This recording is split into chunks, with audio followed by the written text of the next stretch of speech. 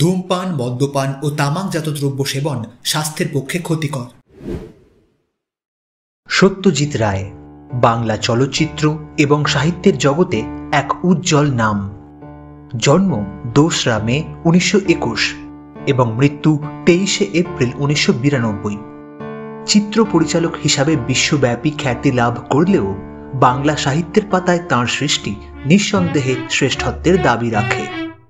তাঁর সৃষ্টি করা চরিত্রগুলির মধ্যে অন্যতম হল প্রাইভেট ডিটেকটিভ ফেলুদা, ভারতীয় বিজ্ঞানী প্রফেসর শঙ্কু, গল্প বলিয়ে তারিণী খুড়ো ও ইত্যাদি।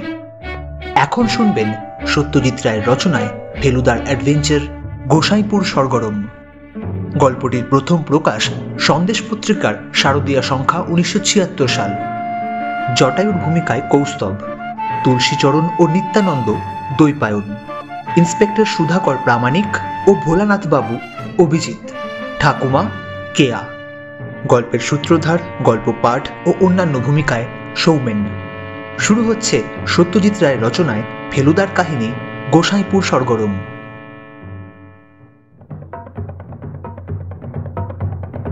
গোসাইপুরে আপনার চেনাকে একজন থাকেন না? রহস্য রোমাঞ্চ ঔপন্যাসিক জটায়ু ওরফে লালমোহন গাঙ্গুলিকে জিজ্ঞেস করল ফেলুদা। আমরা 3 মাস্কেটিয়ার্স ভিক্টোরিয়া মেমোরিয়াল দেখে হাঁটতে হাঁটতে একেবারে গঙ্গার ধারে পৌঁছে গেছি। প্রিন্সেপ ঘাটের কাছে যে গম্বুজওয়ালা ঘরটা আছে সেটার মধ্যে বসে চানাচুর আর গঙ্গার হাওয়া খাচ্ছি। সময়টা হচ্ছে বিকেল 5টা আর তারিখ অক্টোবরের 13ই। আমাদের সামনেই জলের মধ্যে একটা বয়া ভাসছে। সেটার ব্যবহার কি সেটা লালমোহনবাবুকে বুঝিয়ে দিয়ে ফেলুদাই প্রশ্নটা করল। ভদ্রলোক বললেন, আছে বই কি, তুলসীবাবু, তুলসীচরণ দাশগুপ্ত, এথেনিয়ামে অঙ্ক আর জিওগ্রাফি পড়াতেন। রাজা দীনেন্দ্র স্ট্রিটে থাকতেন, এখন রিটায়ার করে চলে গেছেন গোসাইপুর, ওখানে পৈতৃক বাড়ি আছে। ভদ্রলোক তো কতবার আমাকে যাওয়ার জন্য লিখেছেন, আমার বিশেষ ভক্ত জানেন তো। নিজেও গল্প টল্প লেখেন ছোটদের জন্য, সন্দেশে গোটাতেই বেরিয়েছে। কিন্তু হঠাৎ গোসাইপুর কেন? ওখান থেকে একটা চিঠি এসেছে, লিখেছেন জীবনলাল মল্লিক। শ্যামলাল মল্লিক, দর্শপুত্র জীবনলাল। বংশ পরিচয় 3য় খণ্ড খুলে দেখলাম গোসাইপুরের জমিদার ছিলেন এই মল্লিকরা। ফেলুদা থামল, কারণ একটা জাহাজ প্রচণ্ড জোরে ভোঁ দিয়ে উঠেছে। আজই সকালে গোসাইপুর থেকে চিঠিটা এসেছে সেটা জানি, যদিও তাতে কি লেখা ছিল জানি না। চিঠিটা পড়ে ফেলুদা একটা চারমিনার ধরিয়ে কিছুক্ষণ চুপ করে বসেছিল, সেটা লক্ষ্য করেছিলাম। কি লিখেছেন ভদ্রলোক? লালমোহনবাবু জিজ্ঞেস করলেন। ফেলুদা বলল, লিখেছেন তাঁর পিতাকে কেহ বা কাহারা নাকি হত্যা করার সংকল্প করছে। আমি যদি ব্যাপারটা একটা কিনারা করতে পারি তাহলে উনি বিশেষ কৃতজ্ঞ বোধ করবেন এবং আমাকে উপযুক্ত পারিশ্রমিক প্রদান করবেন। চলুন না মশাই, বেশ তো ঝাড়াঝাপটা। এখন আমার নতুন বই বেরিয়ে গেছে, আপনার হাতেও ইমিডিয়েট কিছু নেই। তাছাড়া হিল্লি দিল্লি তো অনেক হলো, এবার 7 বদলের জন্য পল্লীগ্রামটা মন্দ কি? কাছেই সেগুনহাটিতে শুনেছি বিরাট মেলা হয় এই সময়টাতে। চলুন স্যার, বেরিয়ে পড়ি। ওদের বাড়িতে নাকি থাকার অসুবিধে আছে, তাই মাইল 3 দূরে শ্রীপুরে কোনো এক চেনা বাড়িতে আমার ব্যবস্থা করেছেন থাকবার। সাইকেল রিক্সাতেই যাতায়াত। তবে আমার মনে হচ্ছিল গোসাইপুরেই থাকতে পারলে সুবিধেটা হতো, তাই আপনার বন্ধুটির কথা জিজ্ঞেস করলাম। আমার বন্ধু উইল বি ড্যাম গ্ল্যাড। আর আপনি যাচ্ছে শুনলে তো কথাই নেই, উনি আপনার দারুণ ভক্ত। বটে, আর কার কার ভক্ত সেটাও জেনে নিই। লালমোহনবাবু এই খোঁচা দেওয়া প্রশ্নটাকেও সিরিয়াসলি নিলেন। বললেন, জগদীশ বোসের নাম করতে শুনেছি এককালে, বলতেন অত বড় মনীষী পৃথিবীতে নেই। আর বাবুর কাছে বোধ হয় ছেলেবেলায় কুস্তি শিখেছে। আর প্রয়োজন নেই, ওই যথেষ্ট।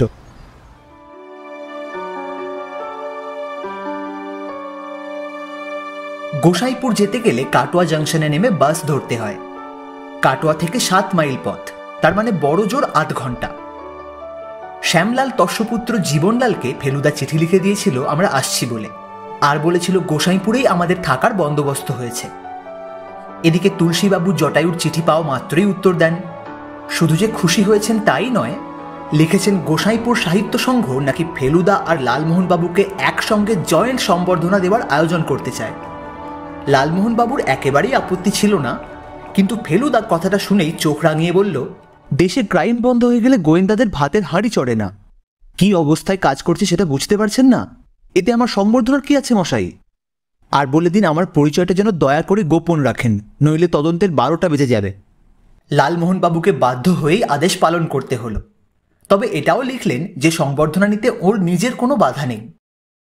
এই অনুষ্ঠানের কথা ভেবেই বোধহয় উনি নীল সুতোয় কাজ করা একটা মলমলের পাঞ্জাবি সঙ্গে নিলেন। তুলসীবাবু জানিয়ে রেখেছিলেন যে গোসাইপুর গ্রামে ঢোকবার মুখে যোগেশের মুদির দোকানের সামনে তিনি আমাদের জন্য অপেক্ষা করবেন। সেখান থেকে তাঁর বাড়ি মিনিট 10-এর হাঁটা পথ।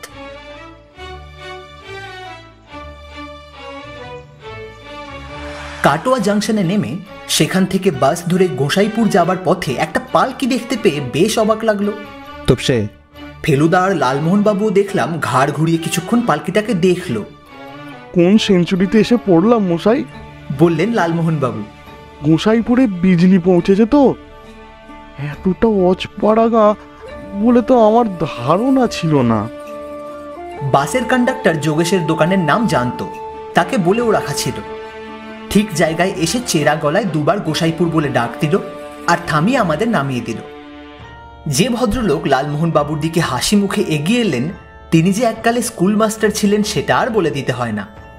ভদ্রলোকের হাতে তাপ্পি মারার ছাতা, পায়ে ব্রাউন কেডস জুতো, চোখে চশমা, পরনে হাফ পাঞ্জাবি আর খাটো করে পরা ধুতি, বগলে একটা মানধাতার আমলের পুরনো ন্যাশনাল জিওগ্রাফিক ম্যাগাজিন। লালমোহনবাবু ফেলুদার সঙ্গে পরিচয় করিয়ে দিতে ভদ্রলোক চোখ টিপে হেসে বললেন, আপনার আদেশ পালন করেছি, কোনো চিন্তা নেই। আপনি হলেন ট্যুরিস্ট, হোল লাইফ কানাডায় কাটিয়েছেন, দেশে ফিরে পাড়াগা দেখার শখ হয়েছে। ভাবলুম আপনি যদি তদন্তের ব্যাপারেই এসে থাকেন তাহলে তল্লাশির জন্য এখানে সেখানে ঘাপটি মারতে হতে পারে, কাজেই সেফ সাইডে থাকা ভালো। ট্যুরিস্টদের উগ্র কৌতূহল থাকে, সেটা সকলেই জানে। আপনার বাড়িতে কানাডা সম্বন্ধে ভালো বই আছে আশা করি। ফেলুদা হেসে বলল, কোনো চিন্তা নেই। আবার বললেন তুলসীবাবু। তারপর লালমোহন বাবুর দিকে ফিরে বললেন, আর গাঙ্গুলি ভায়া, তোমাকে একটু ঝক্কি পোয়াতে হচ্ছে। তরশু অর্থাৎ শুক্রবার আমাদের নিউ প্রাইমারি স্কুলে একটি ফাংশন অ্যারেঞ্জ করেছি। সুরেশ চাকলাদার উকিল পৌরোহিত্য করবেন। কিছু না, একটু নাচ গান, দুটো আবৃত্তি, দুটো ভাষণ, এই আর কি। আমাদের পোস্টমাস্টার হরিহরের ছেলে বলদেব খুব ভালো ছবি আঁকে, সে একটা মানপত্র লিখছে। ভাষা অবশ্যই আমার। অলংকারের আবার বেশি বাড়াবাড়ি। বলতে বলতেই কাঁচা রাস্তায় কিসের জানি ঠোক্কর খাওয়াতে লালমোহনবাবুর কথা আর শেষ হলো না। কিন্তু বাকিটা বুঝে নিয়েই তুলসীবাবু বললেন, তা এইসব ব্যাপারে একটু বাড়াবাড়ি তো হবেই। আর তোমার মতো সাকসেসফুল অথর আর কটা এসেছে বলো তো এখানে? লাস্ট এসেছিল পরীক্ষিত চাটুর্যে, তাও 67-এ। আসবার পথে একটা পালকি দেখলাম। ফেলুদা বলল, এখানে এখনো পালকি ব্যবহার হয় নাকি? শুধু পালকি? তুলসীবাবু ছাতার বাড়িতে একটা বাছুরকে পথ থেকে সরিয়ে দিতে দিতে বললেন, আপনি বিগত যুগের কোন জিনিসটা চান বলুন? পাইক বরকন্দাজ পাবেন, হুকো বড়দার পাবেন, টানা পাখা পাবেন, লম্প পিদিম পিলসুজ পাবেন। কিন্তু এখানে তো ইলেকট্রিসিটি আছে দেখছি। সব জায়গাতেই আছে, কেবল যেইখানে সব চাইতে বেশি দরকার সেইখানেই নেই। কোথায় মশাই? লালমোহনবাবু প্রশ্ন করলেন। মল্লিকদের বাড়ি। আমরা তিনজনেই অবাক, ভদ্রলোকের দিকে চাইলাম। ফেলুদা জিজ্ঞেস করল, মল্লিকদের বাড়ি মানে শ্যামলাল মল্লিক? ওই একটাই তো মল্লিক গোসাইপুরে, এখানকার জমিদার ছিলেন ওরা। দুর্লভ মল্লিকের নামে বাঘে গরুতে এক ঘাটে জল খেত। শ্যামলাল তার ছেলে। জমিদারি উচ্ছেদ হওয়ার পর কলকাতায় গিয়ে প্লাস্টিকের ব্যবসা করে বিস্তর টাকা করেছিল। একদিন অন্ধকারে হাতড়ে ঘরের সুইচ জ্বালতে গেছিল। সুইচ বোর্ডে একটা খোলা তার ছিল, তাতে হাত লেগে যায়। এসি কারেন্ট মশাই, হাত আটকে গিয়ে হুলুস্থুলু ব্যাপার। হাসপাতালে ছিল বেশ কিছুদিন।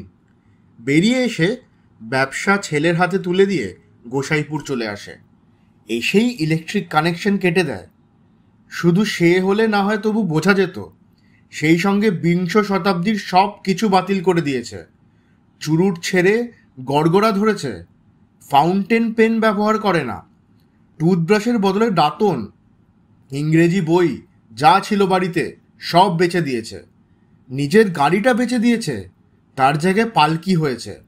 একটা পুরনো ভাঙা পালকি বাড়িতেই ছিল, সেটাকে সারিয়ে নিয়েছে। তার জন্য 4টে বেহার বহাল হয়েছে। বিলিতি ওষুধ যা ছিল সব নর্দমায় ফেলে দিয়েছে। এখন অনলি কভারেজই। ফাঁকতালে তারক কভারেজের কপাল ফিরে গেছে। আরও কত কি করেছে তার হিসাব নেই।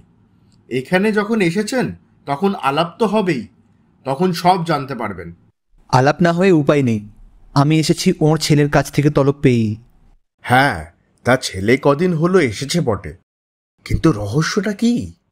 শ্যামলাল মল্লিককে খুন করার চেষ্টা চলছে বলে কোনো খবর কি আপনার কানে এসেছে?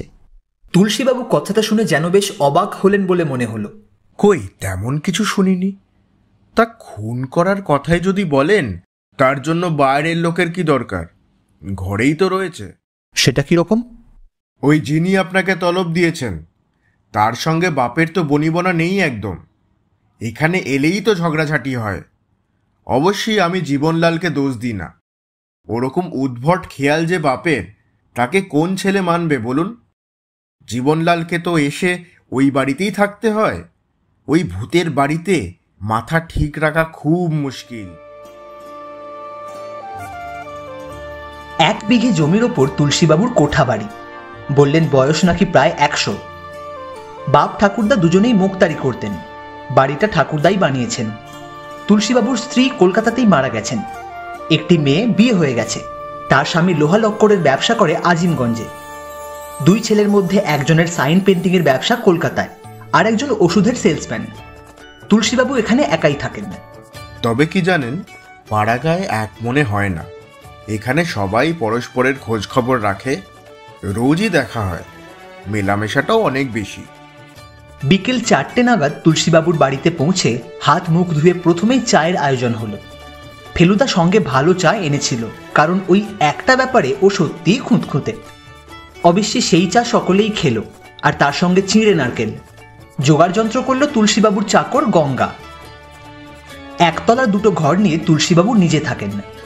দোতলার ছাদে একটা বড় ঘর, তাতে 3টে তক্তপোষ পেতে আমাদের জন্য বন্দোবস্ত করা হয়েছে। এই ঘর নাকি তুলসীবাবুর মেয়ে জামাই তাদের ছেলেপুলে নিয়ে বছরে একবার করে এসে থেকে যায়। চা খেতে খেতে ফেলুদা বলল, আমাকে কিন্তু একবার ওই বিজলিহীন বাড়িতে যেতে হবে জীবনলাল বাবুর সঙ্গে দেখা করতে। ওকে লিখে জানিয়েছি যে 5:30 নাগাদ আসব। তুলসীবাবু বললেন, তা বেশ, তো আমি পৌঁছে দেবক্ষণ। মল্লিক বাড়ি 5-7 মিনিটের পথ। তবে গাঙ্গুলি ভাইয়াকে আমি ছাড়ছি নে। আজ সন্ধেবেলা কিছু লোক আসবে আমার এখানে, একটু সদালাপ করতে চান। মিত্রের মশাই, ঘণ্টাখানেকের মধ্যে ফিরে আসবেন তো? কেন বলুন তো? একবার আত্মারাম বাবুর ওখানে আপনাকে নিয়ে যেতে চাই। উনি গোসাইপুরের একটা অ্যাট্রাকশন। আত্মারাম বাবু? আসল নাম অবশ্যই মৃগেন ভট্টাচার্য। আত্মা টাত্মা নিয়ে চর্চা করেন, তাই এখানকার কয়েকজন নাম দিয়েছেন আত্মারাম। আমি দিইনি, কিন্তু আমার ধারণা ভদ্রলোকের মধ্যে সত্যি আছে। আত্মা নিয়ে চর্চাটা যে কি সেটা আর জিজ্ঞেস করা হলো না, কারণ ঠিক তখনই আবার সেই পালকিটাকে দেখতে পেলাম। আমরা বাইরের দাওয়ায় বসে চা চিঁড়ে খাচ্ছিলাম। সামনেই রাস্তা, আর সেই রাস্তা দিয়েই পালকিটা আসছে। এবার দেখতে পেলাম যে ভিতরে একজন ভদ্রলোক বসে আছে। আরে, পালকিতে জীবনবাবু বলে মনে হচ্ছে, বললেন তুলসীবাবু। ভিতরের ভদ্রলোক পালকির দরজা দিয়ে বাইরে উঁকি মারছিলেন। বেয়ারাগুলো ঠিক গল্পে যেমন পড়া যায় সেই রকমই হুমহাম শব্দ করতে করতে এগোচ্ছিল। এমন সময় শব্দের সঙ্গে সঙ্গে পালকিটাও থেমে গেল। পালকি মাটিতে নামতেই তার ভিতর থেকে একটা বছর 35-এর ভদ্রলোক বেশ কষ্ট করেই বাইরে বেরিয়ে আরও খানিকটা কষ্ট করে উঠে দাঁড়ালেন। সমস্ত ব্যাপারটা বেমানান, কারণ ভদ্রলোকের স্মার্ট কলকাতিয়া চেহারা, গায়ে বুশ করা শার্ট আর টেরিলিনের প্যান্ট। মিস্টার মিত্তির? ফেলুদার দিকে এগিয়ে এসে হাসি মুখে প্রশ্ন করলেন ভদ্রলোক। আজ্ঞে হ্যাঁ, নমস্কার। নমস্কার, আমার নাম জীবনলাল মল্লিক। হ্যাঁ, বুঝেছি। ইনি আমার বন্ধু মিস্টার গাঙ্গুলি, আর এ হলো আমার খুড়তুতো ভাই তপেশ। আর তুলসীবাবুর সঙ্গে বোধহয় আপনার পরিচয় আছেই। জীবনবাবু পালকিটাকে ছেড়ে দিয়ে বললেন, আমার বাড়ি মিনিট 5-এর হাঁটা পথ। আসবেন একটিবার? আপনাদের চা খাওয়া হয়েছে তো? কিছু কথা ছিল আপনার সঙ্গে।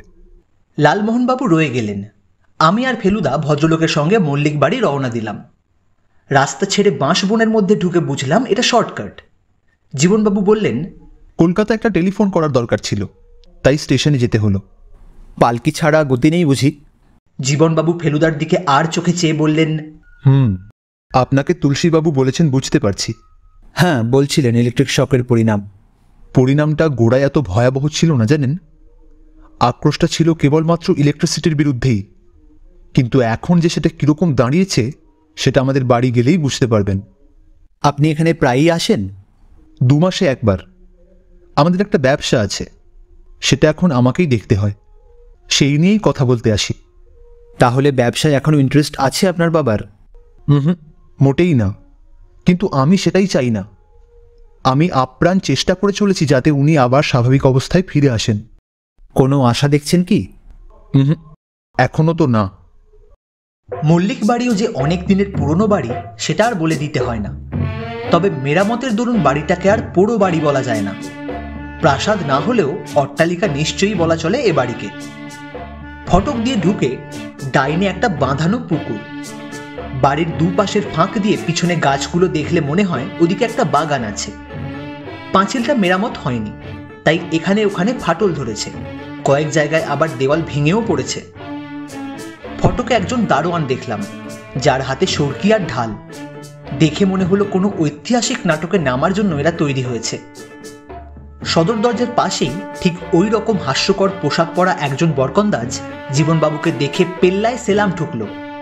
এই থমথমে পরিবেশেও এই ধরনের সব অবিশ্বাস্য ব্যাপার দেখে হাসি পাচ্ছিল। ঘরে চেয়ার নেই। আমরা একতলাতেই বৈঠকখানায় ফরাসের উপর বসলাম। দেয়ালে যা ছবি আছে সবই হয় দেবদেবীর, না হয় পৌরাণিক ঘটনার। দেয়ালের আলমারির একটা তাকে গোটা 10 বাংলা বইও দেখলাম। বাকি তাকগুলো মনে হলো খালি। আপনাদের পাখা লাগবে কি? তাহলে দাশুকে লাগিয়ে দিই। এতক্ষণ লক্ষ্য করিনি, এবার দেখলাম যে মাথার উপর ঝালরওয়ালা ডাবল মাদুর একটা কাঠের ডান্ডা থেকে ঝুলছে, আর ডান্ডাটা ঝুলছে সিলিংয়ে 2টো আংটা থেকে। ডান্ডা থেকে দড়ি বেরিয়ে বাঁ দিকের একটা দরজার উপর দেয়াল ফুঁড়ে বারান্দার দিকে চলে গেছে। এই হলো টানা পাখা, যেটা টানা হয় বারান্দা থেকে আর হাওয়া হয় ঘরে। অক্টোবর মাস, সন্ধ্যা হয়েই এসেছে, তাই গরম নেই, পাখার আর দরকার হলো না। এটা কি জানেন? জীবনবাবু আলমারিটা খুলে তার থেকে একটা গামছা টাইপের 4 কোনা কাপড় বার করে ফেলুদাকে দেখালেন। সেটার বিশেষত্ব এই যে তার এক কোণে গেরো দিয়ে বাঁধা রয়েছে একটা পাথরের টুকরো। গামছাটা হাতে নিয়ে ফেলুদার ভুরু কুঁচকে গেল। সে পাথরের উল্টো দিকের কোণাটা হাতে নিয়ে গামছাটাকে বার কয়েক শূন্যে ঘুরিয়ে বলল, তোপসে উঠে দাঁড়াতো। আমি দাঁড়ালাম, আর তার সঙ্গে ফেলুদাও দাঁড়ালো আমার থেকে হাত 3 দূরে। তারপর গামছা হাওয়ায় ঘুরিয়ে হাতে ধরা অবস্থাতেই জাল ফেলার মতো করে আমার দিকে ছুঁড়ে দিল, আর সঙ্গে সঙ্গে পাথরের দিকটা আমার গলায় পেঁচিয়ে গেল। ঠগি, আমি বলে উঠলাম। ফেলুদাই বলেছিল এককালে আমাদের দেশে ঠগিদের দস্যুগিরির কথা। তারা ঠিক এইভাবে পথচারীদের গলায় ফাঁস দিয়ে হ্যাঁচকা টানে তাদের খুন করে সর্বস্ব লুট করে নিয়ে যেত। ফেলুদাও বেশি গামছা ধরে টান দেয়নি। সে তক্ষুনি প্যাঁচ খুলে দিয়ে ফরাসে গিয়ে বসল। বলল, এই জিনিস আপনি পেলেন কোথায়? মাঝরাত্রিরে বাবার ঘরের জানলায় কেউ ছুঁড়ে ফেলে দিয়ে গিয়েছিল। কবে? আমি আসার কয়েকদিন আগে। এত পাহাড় সত্ত্বেও এটা হয় কি করে? পাহারা? জীবনবাবু হেসে উঠলেন। পাহারা তো শুধু পোশাকের বাহারে, মানুষগুলো তো সব গেঁয়ো ভূত, কুঁড়ের হদ্দ। আর তারাও তো বুঝতে পারে বাবুর ভীমরতি হয়েছে, কাজে যা করে তা শুধু নামকাও আসতে। নেহাত বাড়িতে ডাকাত পড়েনি তাই, নইলে বোঝা যেত কার দৌড় কত দূর। এ বাড়িতে আর কে কে থাকেন জানতে পারি কি? বাবা ছাড়া আছেন আমার এক বিধবা ঠাকুমা, তিনি প্রাচীন আমলের লোক, তাই দিব্যি আছেন। তাছাড়া আছেন ভোলানাথবাবু, একে বাজার সরকার বলতে পারেন, ম্যানেজারও বলতে পারেন। বাবার 5 মাস খাটা, দেখাশোনা করা, তিনি সবই করেন। বাবার অসুখ বিসুখ হলে কবিরাজ ডাকতে হয়, সেটিও ইনিই করেন। কোনো কাজে শহরে যাবার দরকার হলেও ইনিই যান। ব্যাস, এ ছাড়া আর কেউ নেই। অবশ্যই চাকর আছে, একটি রান্নার লোক আছে, 2টি দারোয়ান আর একটি এমনি চাকর আছে। এরা সব বাড়িতেই থাকে। পালকির লোক আর পাখাওয়ালা কাছেই গ্রাম থেকে আসে। এই ভোলানাথবাবু কোথাকার লোক? কদিন আছেন? উনি এই গ্রামেরই লোক, আমাদেরই প্রজা ছিলেন। বাপ ঠাকুরদা চাষবাস করত। ভোলাবাবু নিজে স্কুলে পড়েছেন, বেশ বুদ্ধিমান ছেলে ছিলেন। এখন বয়স 60-এর কাছাকাছি। উনি কি আপনার পিতামহ? ফেলুদা দেয়ালে একটা ছবি দেখিয়ে প্রশ্ন করল।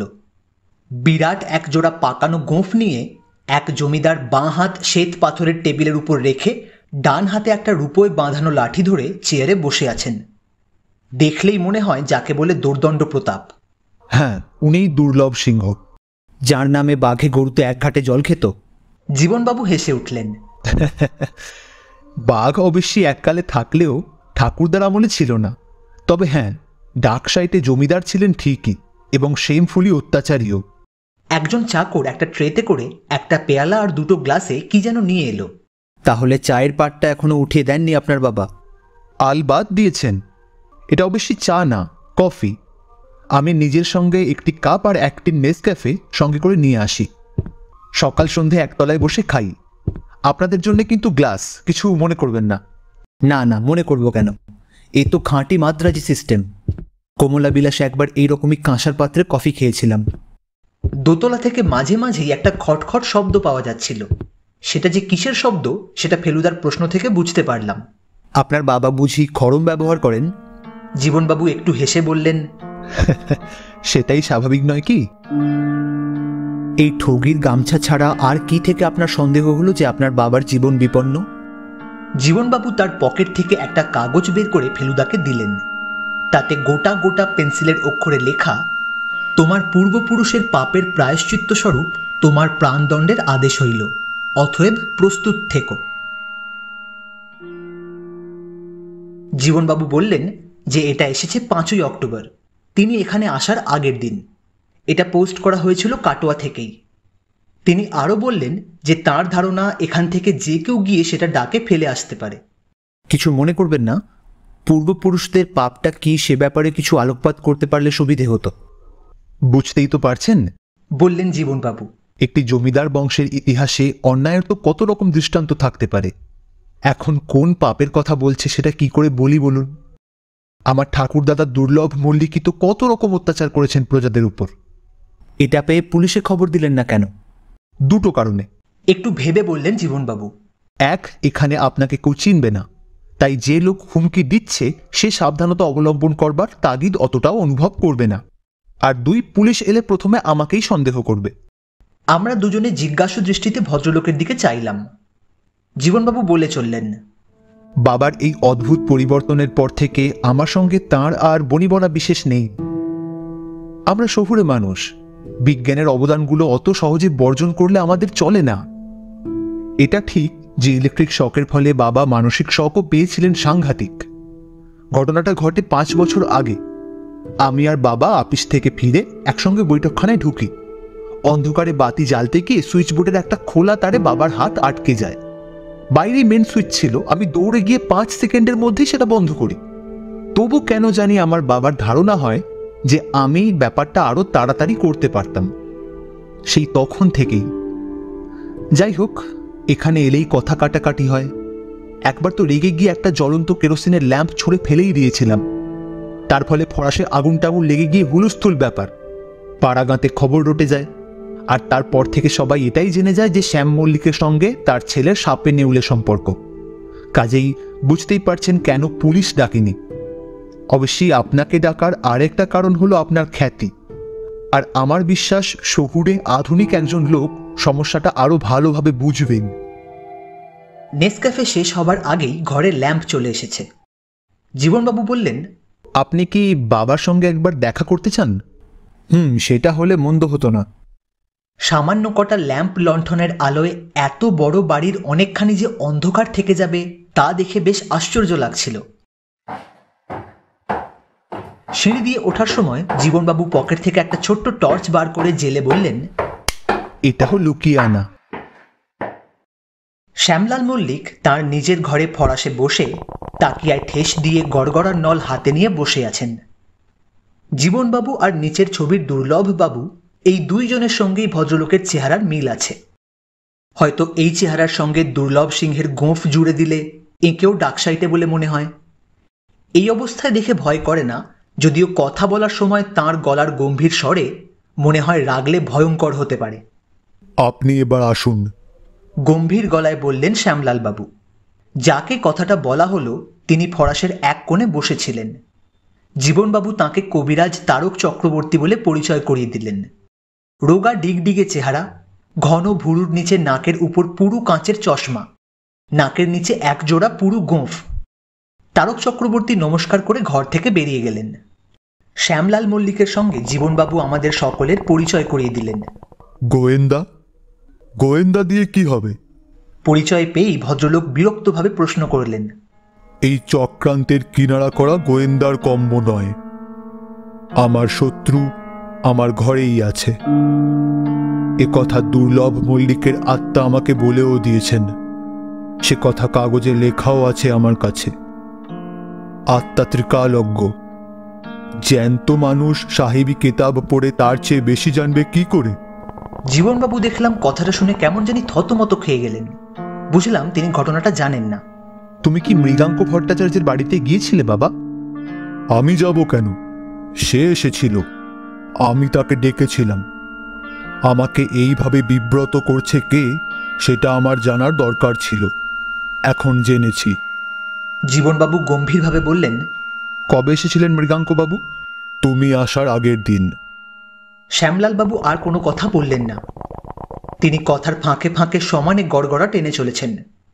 ফেলুদা বলল, দুর্লভ মল্লিকের আত্মা কি লিখে গেছেন সেটা দেখা যায় কি? ভদ্রলোক মুখ থেকে গড়গড়া নল সরিয়ে চোখ লাল করে ফেলুদার দিকে চাইলেন। তোমার বয়স কত হলো? ফেলুদা বয়স বলল। এই বয়সে এত বড় আস্পর্ধা হয় কোথা থেকে? সে লেখার আধ্যাত্মিক মূল্য তুমি জানো? সেটা কি যাকে তাকে দেখাবার জিনিস? আমায় মাফ করবেন। ফেলুদা খুব শান্তভাবেই বলল, আমি শুধুমাত্র জানতে চেয়েছিলাম আপনার সংকট থেকে কোনো মুক্তির উপায় আপনার পরলোকগত পিতা বলেছেন কিনা। সেটার জন্য কাগজটা দেখবার কি দরকার? আমাকে জিজ্ঞেস করলেই তো হয়। মুক্তির উপায় একটাই, শত্রুকে বিদায় করো। কয়েক মুহূর্ত সবাই চুপ।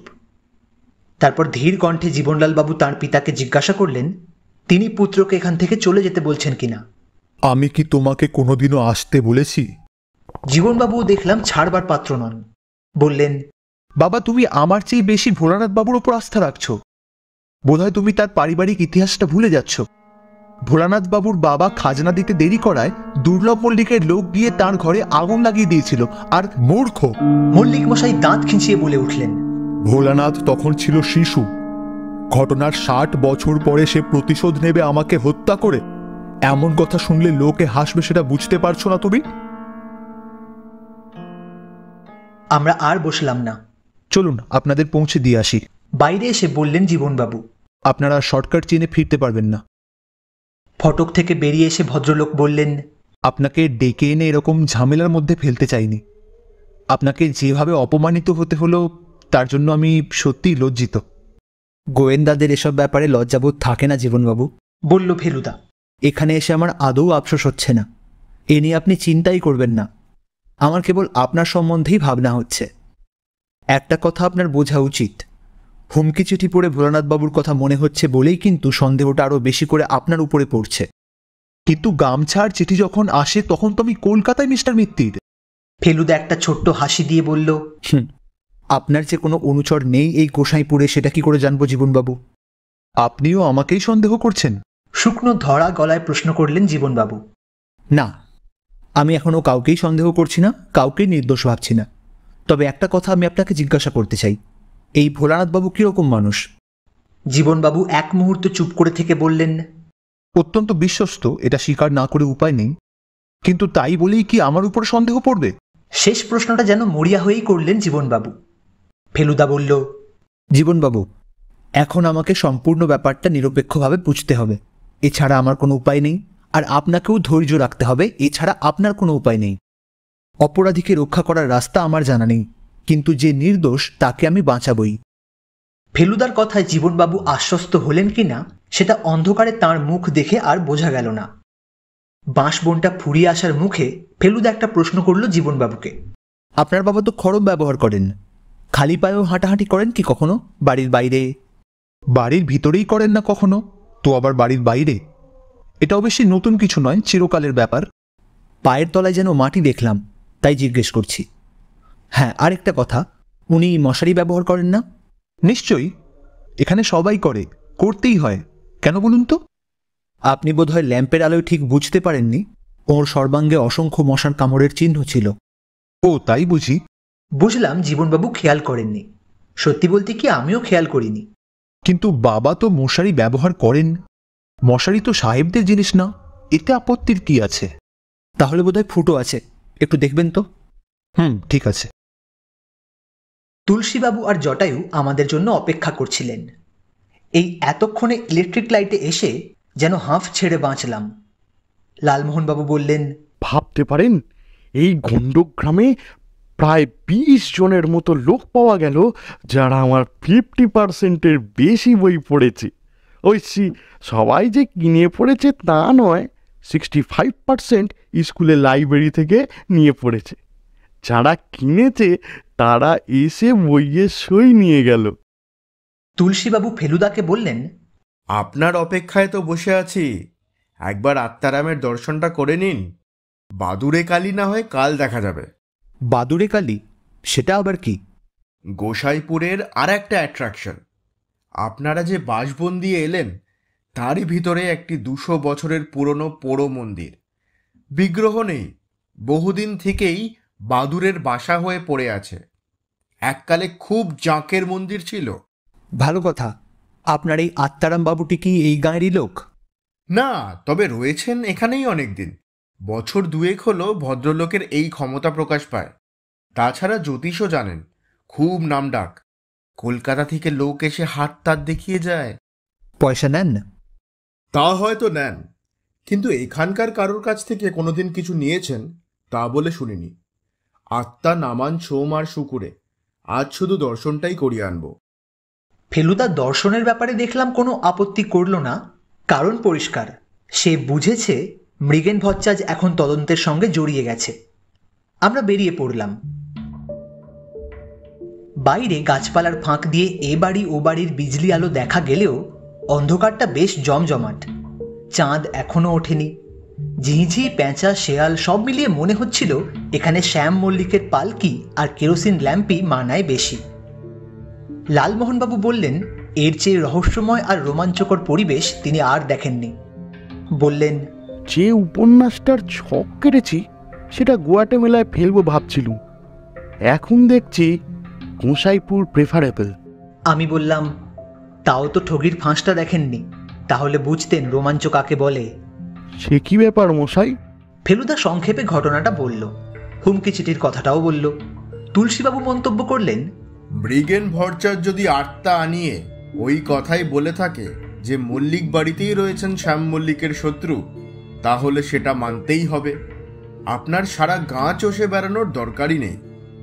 আমি মনে মনে বললাম, তুলসীবাবুর ভক্তির পাত্রের মধ্যে আর একজন লোক পাওয়া গেল, আত্মারাম মৃগেন ভট্টাচার্য। মৃগেনবাবুর বাড়িতেও দেখলাম ইলেকট্রিসিটি নেই।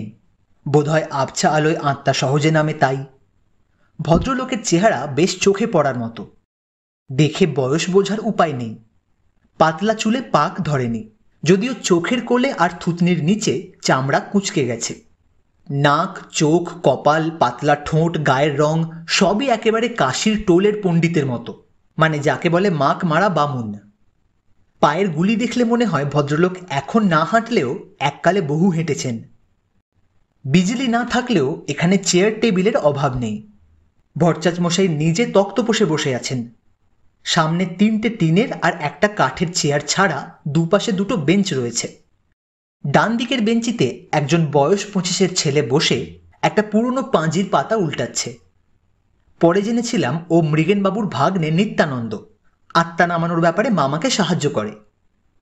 তুলসীবাবু ভট্টাচার্য মশাইকে ঢিপ করে প্রণাম করলেন, আমাদের দিকে দেখিয়ে বললেন, কলকাতা থেকে এলেন এরা, আমার বন্ধু, নিয়ে এলাম আপনার কাছে।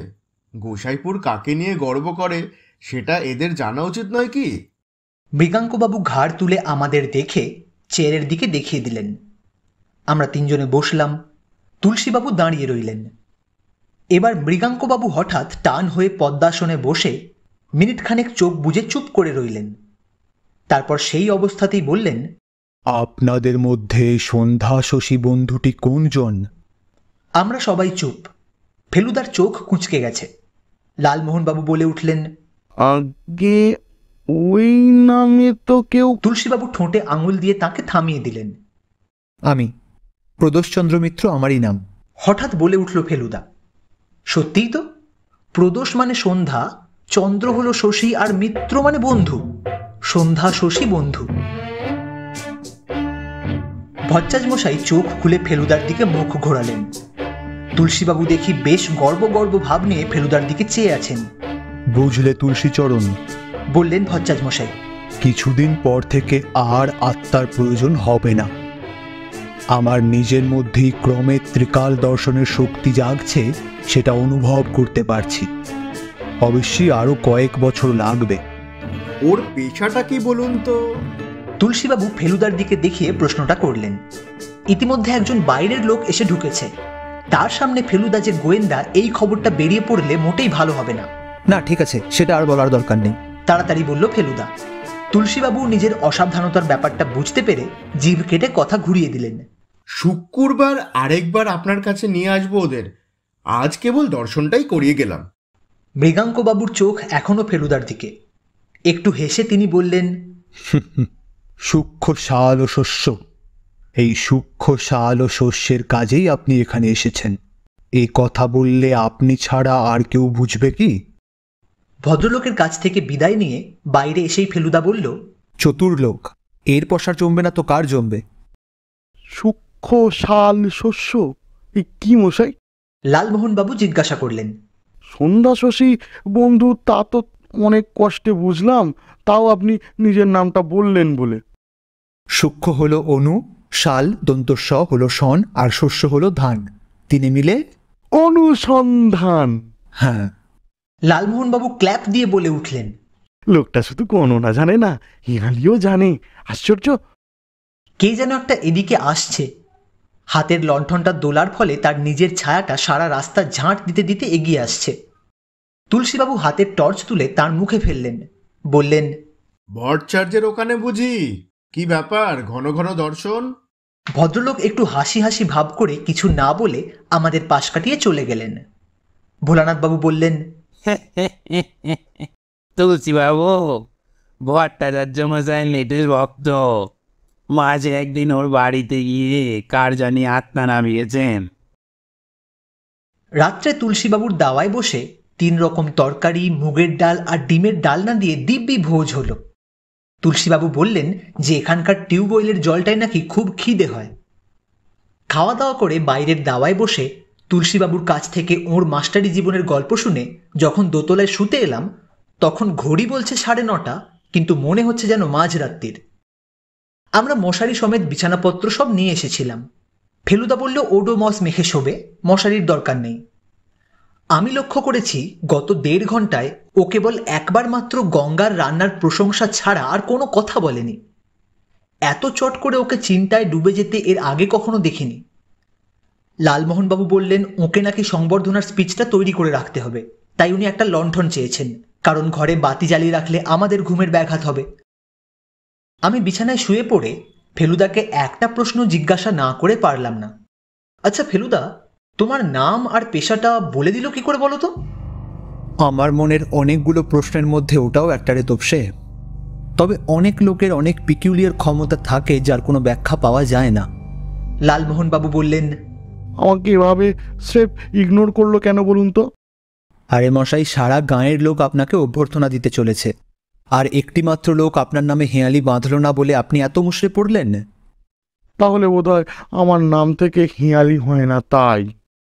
ধোঁয়ার 2টো রিং ছেড়ে ফেলুদা বলল, রক্তবরণ মুগ্ধকরণ নদী পাশে যাহা বিঁধিলে মরণ। কেমন হলো? কিরকম কিরকম বলে উঠলেন লালমোহনবাবু। ফেলুদা এত ফস করে ছড়াটা বলে ফেলেছে যে দুজনের কেউই ঠিক মতো ধরতে পারিনি। ফেলুদাকে আবার বলতে হলো, রক্তবরণ মুগ্ধকরণ নদী পাশে যাহা বিঁধিলে মরণ। দাঁড়ান দাঁড়ান, রক্তবরণ লাল আর মুক্তকরণ মোহন। আমি চেঁচিয়ে উঠলাম, ইয়েস, লালমোহন। কিন্তু গাঙ্গুলি? ও হে, নদী হলো গাল আর গুলি বিঁধলে মরণ। ওহ, ব্রিলিয়ান্ট মশাই। কি করে যে আপনার মাথায় এত আসে জানি না। আপনি থাকতে সংবর্ধনাটা আমাকে দেওয়ার কোনো মানেই হয় না। ও ভালো কথা, স্পিচটা তৈরি হলে একটু দেখে দেবেন তো?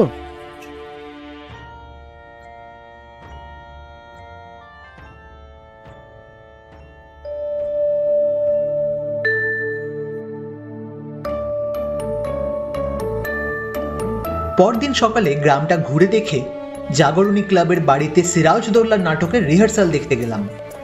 ফেলুদা দেখলাম অভিনেতাদের সঙ্গে আলাপ করে ক্যানাডিয়ান থিয়েটার সম্বন্ধে ছোটখাটো একটা বক্তৃতা দিয়ে দিল। সেখানেই আলাপ হলো গোসাইপুরের একমাত্র মূকাভিনেতা বেনি মাধবের সঙ্গে। তিনি বললেন শুক্রবার বিকেলে আমাদের বাড়িতে এসে তার আর্ট দেখিয়ে যাবেন। দেখবেন স্যার, ফ্ল্যাট ছাদের উপর দিয়ে সিঁড়ি বেয়ে ওঠা দেখিয়ে দেব, ঝড়ের মধ্যে মানুষের অভিব্যক্তি কীরকম হয় দেখিয়ে দিতে পারবো, স্যাড থেকে 6 রকম চেঞ্জের মধ্যে দিয়ে হ্যাপিতে যাওয়া সব দেখিয়ে দেবো স্যার। বিকেলে সেগুনহাটির মেলা দেখতে গেলাম। সেখানে নাগরদোলায় চড়ে চা, চিকেন কাটলেট আর রাজভোগ খেয়ে স্পাইডার লেডির বিভৎস ভেলকি দেখে এবং 13.5 টাকার খুচরো জিনিস কিনে গোসাইপুরে যখন ফিরলাম তখন 6টা বাজে। আকাশে আলো আছে দেখেই বোধহয় ফেলুদা বলল একবার মল্লিক বাড়িতে জীবনবাবুর সঙ্গে দেখা করতে যাবে। তুলসীবাবু বললেন বাড়ি গিয়ে আমাদের জন্য অপেক্ষা করবেন। সদর দরজায় পৌঁছানোর আগেই জীবনবাবু বেরিয়ে এলেন। বললেন ওর ঘরের জানলা দিয়েই অনেক আগেই আমাদের দেখতে পেয়েছেন। তারপর ফেলুদার প্রশ্নের উত্তরে বললেন যে কোনো নতুন খবর নেই। আপনাদের বাগানটা একটু দেখতে পারি? হ্যাঁ নিশ্চয়ই, বললেন জীবনবাবু। আসুন আমার সঙ্গে। বাগানটাও বেশি ফুলের বাগান নয়, এখানে বেশিরভাগই বড় বড় গাছ। ফেলুদা যে এর মধ্যেও ঘুরে ঘুরে কি দেখছে তা ওই জানে। একবার এক জায়গায় থেমে মাটিটার দিকে যেন একটু বেশিক্ষণ ধরে তাকে চেয়ে রইল। এরই ফাঁকে আবার মল্লিক বাড়ির দোতলার পিছনের বারান্দা থেকে কে রে, কে ওখানে বলে জীবনলাল বাবু ঠাকুমা চেঁচিয়ে উঠলেন। তাতে জীবনবাবুকে আবার উল্টে চেঁচিয়ে বলতে হলো, কেউ না ঠাকুমা, আমরা। ও তোরা? উত্তর দিলেন ঠাকুমা। আমি রোজই যেন দেখি কারা ঘুর ঘুর করে ওখানে। আপনার ঠাকুমার দৃষ্টিশক্তি কেমন? জিজ্ঞেস করলো ফেলুদা। খুবই কম, বললেন জীবনবাবু। এবং তার সঙ্গে মানানসই শ্রবণ শক্তিও। বাগান এমনিতে তেমন দেখাশোনা হয় না, ওই ভোলানাথ বাবুই যা দেখেন। রাত্রে লোক থাকে এদিকে? রাত্রে? মাথা খারাপ, রাত জেগে বাগান টহল দেবে এরা? সদর দরজায় তালা দেওয়া থাকে আশা করি। ওটা ভোলানাথ বাবুর ডিউটি, তবে আমি এখানে থাকলে আমি চাবি বন্ধ করি, চাবি আমার কাছেই থাকে। ভোলানাথ বাবুর সঙ্গে আলাপ হয়নি, তাকে একটিবার ডাকতে পারেন? এখন ভোলানাথ বাবুকে দিনের আলোয় দেখে মনে হলো তিনি শহুরে লোকের মতো ধুতি শার্ট পরলেও তার চেহারায় এখনও তার পূর্বপুরুষদের ছাপ রয়ে গেছে। খালি গায়ে মাঠে নিয়ে গিয়ে হাতে লাঙল ধরিয়ে দিলে খুব বেমানান লাগবে না। আমরা বাড়ির সামনে বাঁধানো পুকুরের ঘাটে বসে কথা বললাম। বর্ষার জলে পুকুর প্রায় কানায় কানায় ভরে আছে, আর সারা পুকুর ছেয়ে আছে শালুকে। নবীন বলে একটা চাকরকে লেবুর শরবত আনতে বললেন জীবনবাবু। চারিদিক কিরকম অদ্ভুত রকম নিস্তব্ধ, কেবলমাত্র দূরে কোথা থেকে চিঁ চিঁ করে ট্রানজিস্টারে গান শোনা যাচ্ছে। ওটা না হলে সত্যিই মনে হতো আমরা কোন আদ্যিকালে ফিরে এসেছি। মৃগাঙ্কবাবু আপনার বাড়িতে একবারই এসেছেন? ভোলানাথ বাবুকে জিজ্ঞেস করলো ফেলুদা। সম্প্রতি একবারই এসেছেন। আর আগে? আগে এসেছেন কয়েকবার। কাটোয়া থেকে আষাঢ় মাসে মদন গোসাইয়ের দল এলো, তখন মৃগাঙ্কবাবুই তাদের নিয়ে এসে কর্তাকে কীর্তন শুনিয়ে যান। এমনিতেও বার কয়েক একা আসতে দেখেছি। মনে হয় কর্তা একটা কুস্তি ছকে নেবার কথা বলেছিলেন।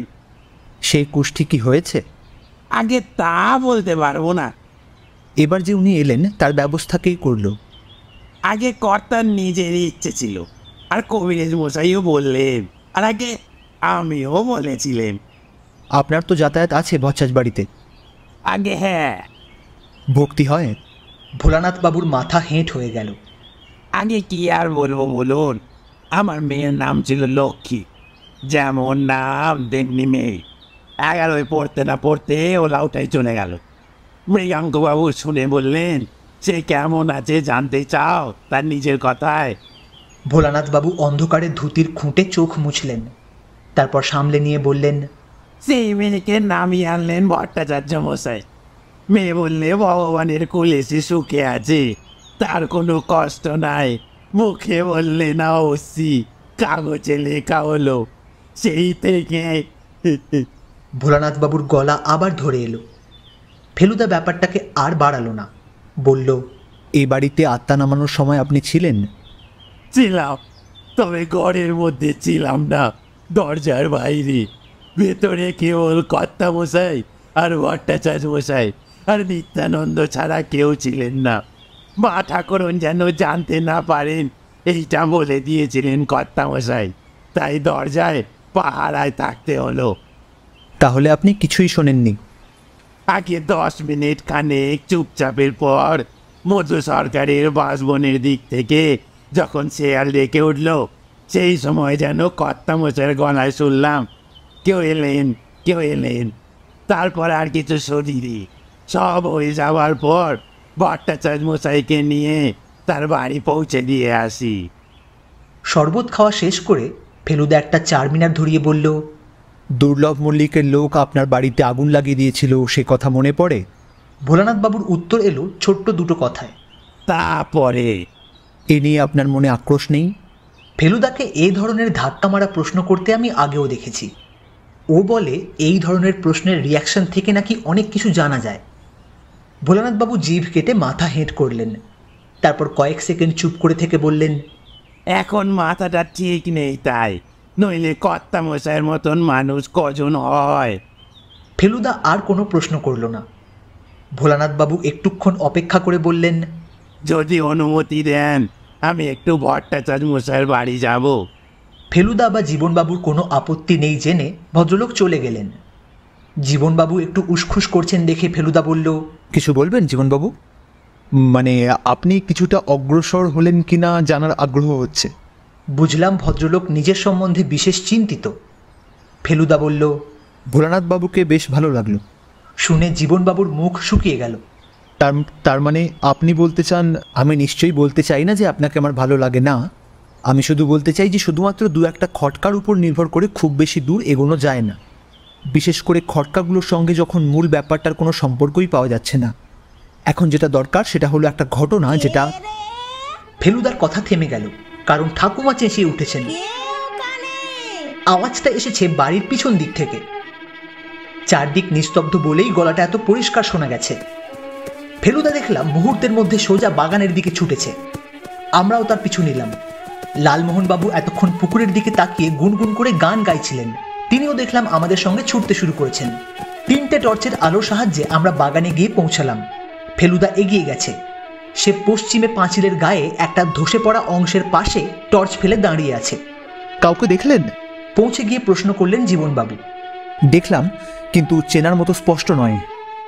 আধ ঘন্টা ধরে মশার বিনবিনুনি আর কামড় আর ঝিঝির কান ফাটানো শব্দের মধ্যে সারা বাগান চষে যেটা পাওয়া গেল সেটা একটা চরম রহস্য। সেটা হলো বাগানের উত্তর দিকে শেষ মাথায় একটা গাছের গুড়ির পাশে একটা সদ্য খোঁড়া গর্ত। তার মধ্যে যে কি ছিল বা কি থাকতে পারে সে ব্যাপারে জীবনবাবু কোনো আলোকপাত করতে পারলেন না। লালমোহনবাবু অবশ্যই সোজাসুজি বললেন গুপ্তধন, কিন্তু জীবনবাবু বললেন তাঁদের বংশে কোশমিন কালেও গুপ্তধন সম্বন্ধে কোনো কিংবদন্তি ছিল না। ফেলুদা যে কথাটা বলল সেটাও আমার কাছে পুরোপুরি রহস্য। জীবনবাবু, আমার মনে হচ্ছে আমরা এই ঘটনাটার জন্যই অপেক্ষা করছিলাম।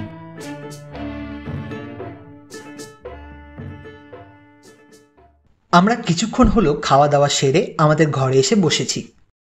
আজ বেশ কাহিল লাগছে। বুঝতে পারছি অন্ধকারে বন বাদারে ঘোরাটা সহজ কাজ নয়। আমার আর লালমোহনবাবুর পায়ে বেশ কয়েক জায়গায় ডেটল দিতে হয়েছে, কারণ আগাছার মধ্যে কাঁটা ঝোপও ছিল বেশ কয়েকটা। একমাত্র ফেলুদাকে দেখে মনে হচ্ছে তার মধ্যে কোনো পরিবর্তন নেই। সে আজ তার খাতা খুলেছে, গায়ে ওডোমস লাগিয়ে বালিশে বুক দিয়ে শুয়ে কি যেন হিজিবিজি লিখছে। লালমোহনবাবু একটা হাই অর্ধেক তুলে থেমে গেলেন, কারণ ফেলুদা একটা প্রশ্ন করেছে। লালমোহনবাবুকে নয়, তুলসীবাবুকে। তুলসীবাবু আমাদের জন্য পান নিয়ে ঘরে ঢুকছেন। আচ্ছা তুলসীবাবু, আপনি যদি একজন মহৎ লোককে একটি লোক ঠকানোর ফন্দি বাতলে দেন এবং সে লোক যদি ফন্দি কাজে লাগায়, তাহলে কি তাকে আর মহৎ লোক বলা চলে? তুলসীবাবু একটু ভ্যাবাচাকা ভাব করে বললেন, ওরে বাবা, আমি মশাই এইসব হেয়ালি টেয়ালিতে একেবারেই অপটু। তবে হ্যাঁ, মহৎ লোক অত নিচে নামবেন কেন? নিশ্চয়ই নামবেন না। যাক, বলল ফেলুদা। আমি খুশি হলাম জেনে যে আপনি আমার সঙ্গে একমত। একে তো পেঁচালো রহস্য, সেটাকে ধোঁয়াটে কথা বলে ফেলুদা আরও পেঁচিয়ে দিচ্ছে। আমি তাই ও নিয়ে আর একদমই চিন্তা না করে মশারির মধ্যে ঢুকলাম। কিন্তু চিন্তা করব না ভাবলেই কি আর মন থেকে চিন্তা পালিয়ে যায়? আমার নিজের মনেই যে প্রশ্ন জমা হয়েছে এক গাদা। শ্যামলাল বাবুর পায়ে কাদা কেন? কে পাঠিয়েছে ঠগির ফাঁস আর হুমকি চিঠি? আমরা তো ছিলাম পুকুরের দিকে, তাহলে ঠাকুমা কাকে দেখে চেঁচালেন আজকে? বাগানের গর্তেই বা কি ছিল? আত্মার উত্তর লেখা কাগজ মল্লিক মশাই দেখাতে চাইলেন নাই বা কেন? গতকালের মতো আজও বিছানায় পড়তে না পড়তে ঘুমিয়ে পড়েছিলাম। কেবল তফাৎটা এই ছিল, গতকাল এক ঘুমে রাত কাবার, আর আজ চোখ খুলে দেখি তখনও অন্ধকার। আসলে ঘুমটা ভাঙলো একটা চিৎকারে। সেটার জন্য দায়ী বোধ হয় লালমোহন বাবুই, কারণ তিনি খাটের উপরে বসে আছেন মশারির বাইরে। সামনের খোলা জানলার গড়াদের ভিতর দিয়ে চাঁদের আলো এসে পড়েছে তার মুখের উপর। স্পষ্ট দেখতে পাচ্ছি তার চোখ গোল গোল হয়ে গেছে। বাপরে বাপ, কি স্বপ্ন, কি স্বপ্ন! বললেন লালমোহন বাবু। আমি জিজ্ঞেস করলাম, কি স্বপ্ন দেখলেন আবার? দেখলুম আমার ঠাকুরদা হরিমোহন গাঙ্গুলিকে। একটা সংবর্ধনা সভা, তাতে ঠাকুরদা স্পিচ দিলেন। তারপর আমার গলায় মালা পরিয়ে দিয়ে বললেন, এই দেখ কেমন রোমাঞ্চকর মালা দিলাম তোকে। আর আমি দেখছি সেটা সেটা ফুলের মালা নয় তো বেশ, সেটা, ওরে বাস রে বাস, ওরে সেটা সেটা খুদে খুদে রক্তবর্ণ নরমুণ্ড দিয়ে গাঁথা। এমন চমৎকার ব্রাহ্ম মুহূর্তে আপনি এইসব উদ্ভট স্বপ্ন দেখছেন? আশ্চর্য! ফেলুদা যে তার খাটে নেই সেটা এতক্ষণ খেয়ালই করিনি। সে ছাদের দরজা দিয়ে ভিতরে এসে ঢুকল। বুঝলাম সে যোগ ব্যায়াম করছিল। যাক, তাহলে সকাল হয়ে গেছে। কি করব বলুন, বললেন লালমোহন বাবু। আপনার ওই রক্তবরণ আর আত্মারাম আর ওই সংবর্ধনা সব মিলে এমন জগা খিচুড়ি হয়ে গেছে আমার মধ্যে। আমরা উঠে পড়লাম। তুলসীবাবু কি এখনো ঘুমাচ্ছেন কি জানি। ছাতে এসে দেখি পূব দিকটা তখন সবে ফর্সা হয়েছে, তার ফলে চাঁদের আলোটা ফিকে লাগছে। দু তিনটে তারা এখনো পিটপিট করে জ্বলছে, কিন্তু তাদের মেয়াদও আর বেশিক্ষণ নয়।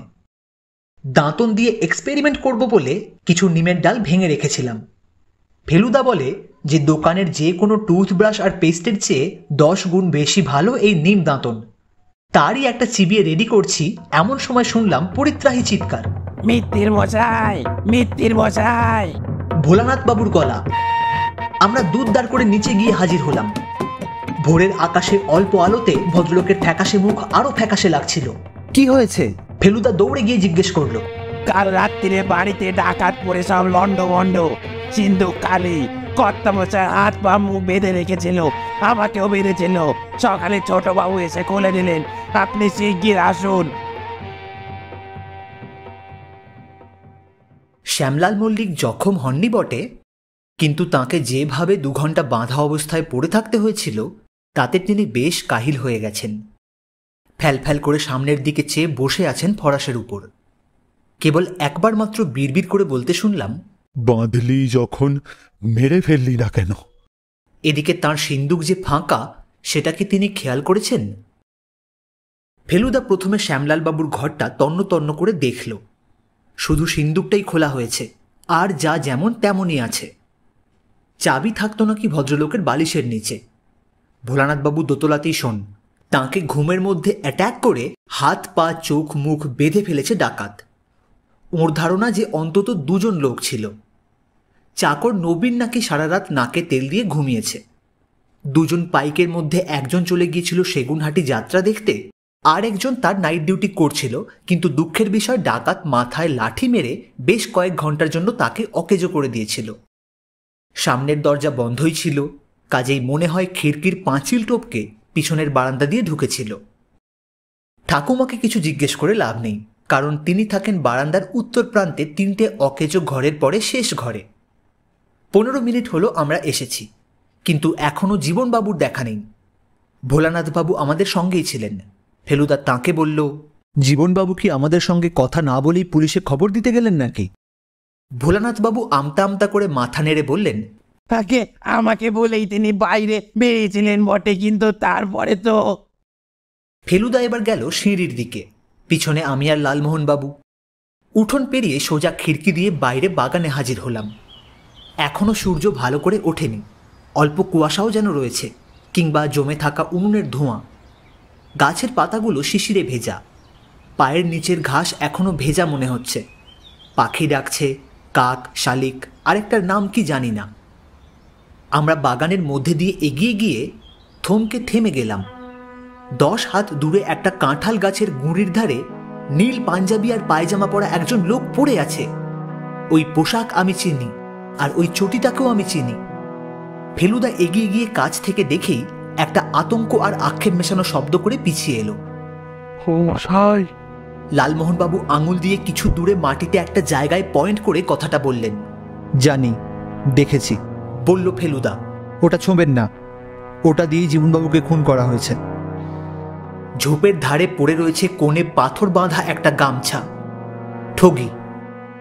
ভোলানাথবাবু বেরিয়ে এসেছেন, আর দেখেই বুঝেছেন কি হয়েছে।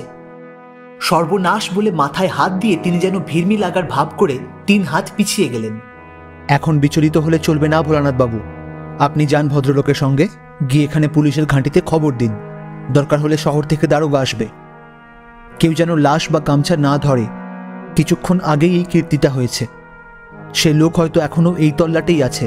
আর ভালো কথা, মল্লিক মশাইকে যেন খুনের খবরটা দেবেন না। এত অবধি বলে ফেলুদা দৌড় দিল পশ্চিম দিকের পাঁচিল লক্ষ্য করে, সঙ্গে সঙ্গে আমিও। এদিকের পাঁচিলের একটা জায়গা ধসে গিয়ে দিব্যি বাইরে যাবার পথ হয়ে গেছে। আমরা দুজনে পাঁচিল টপকে বাইরে গিয়ে পড়লাম। ফেলুদার চোখ চারিদিকে ঘুরছে, এমনকি জমির দিকেও। আমরা এগিয়ে গেলাম।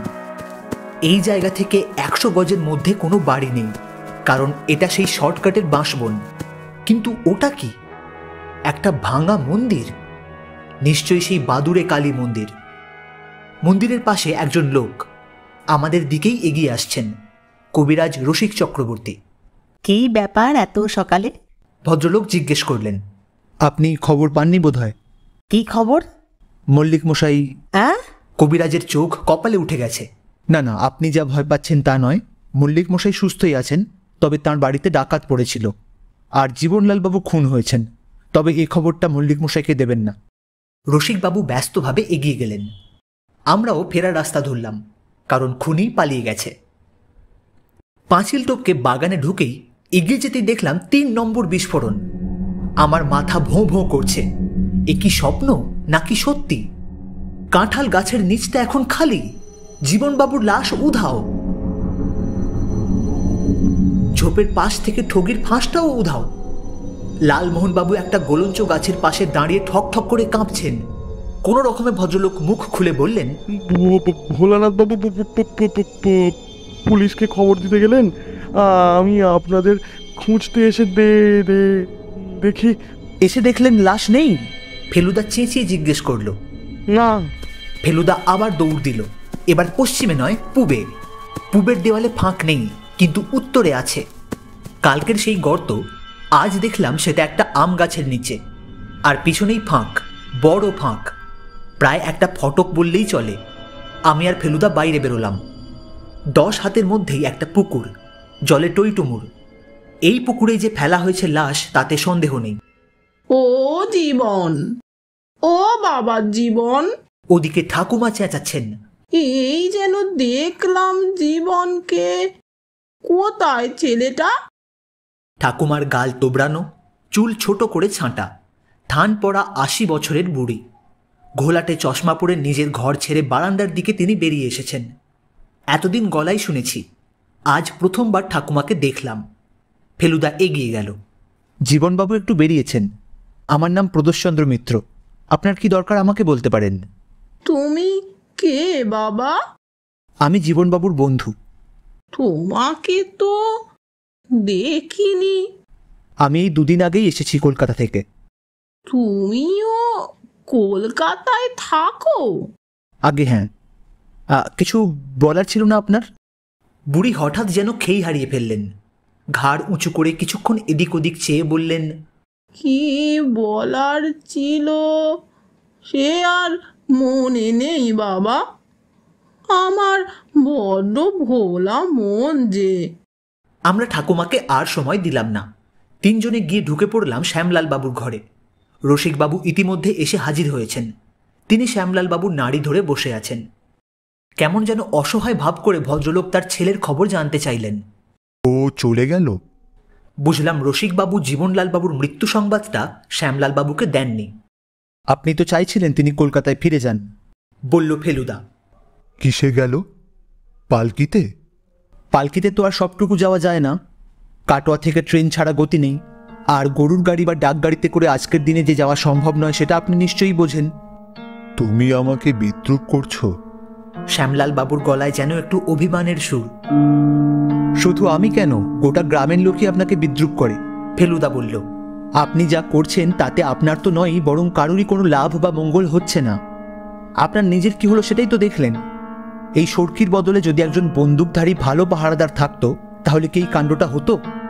বৈদ্যুতিক শকের চেয়ে এই শকটা কি কোনো অংশে কম হলো? যে যুগ চলে গেছে তাকে আর ফিরিয়ে আনা যায় না মল্লিক মশাই। আশ্চর্য লাগলো, কারণ এই সমস্ত কথা ভেবে আমি ভেবেছিলাম ভদ্রলোক তেলে বেগুনে জ্বলে উঠবেন, কিন্তু সেটা হলো না।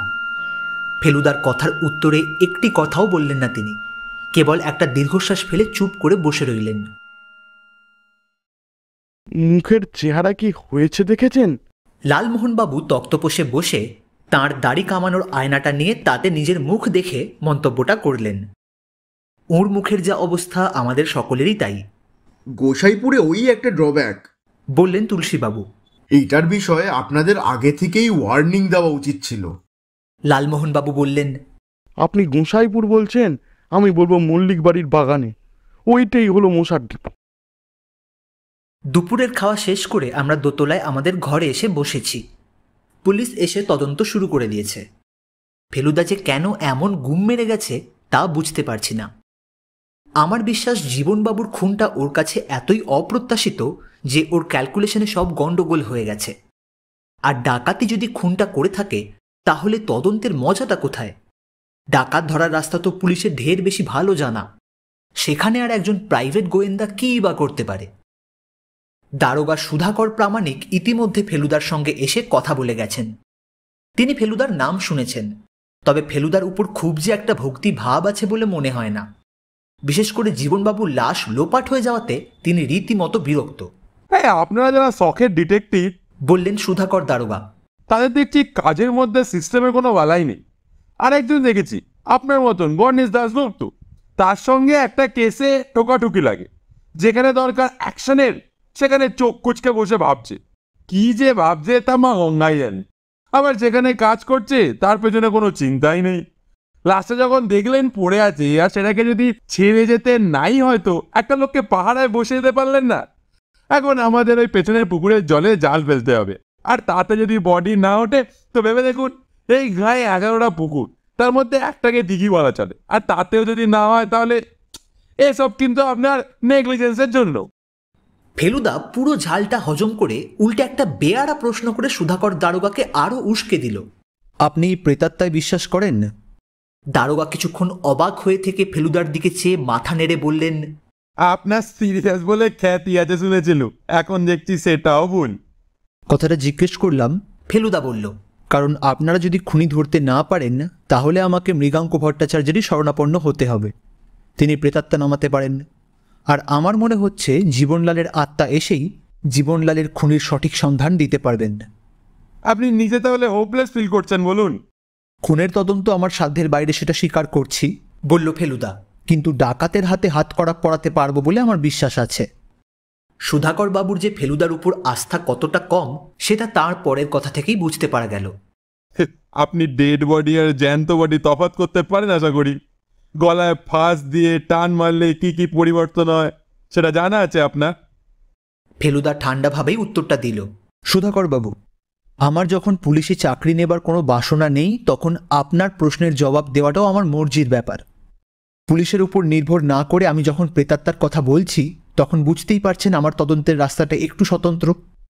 ভোলানাথ বাবু সম্পর্কে আপনার মনে কোনো সন্দেহ ভাব নেই?